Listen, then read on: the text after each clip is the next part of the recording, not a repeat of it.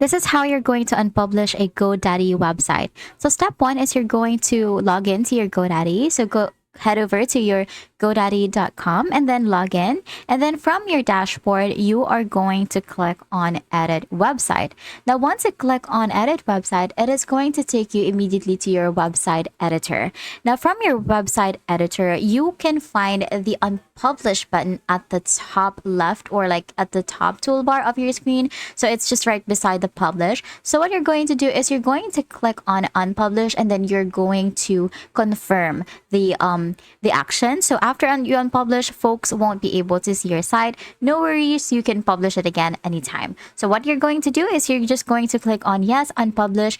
This doesn't remove your website and it does not clear up everything from your website. You don't have to restart again if you want to publish this. It's just going to make it a private site, so only you can see it and other people won't. So if you decide that you want to publish it again, you can just hit on publish, and that's it. That is how you can unpublish your website from GoDaddy. And if you found this video helpful, please don't forget to like the video and subscribe to the channel for more.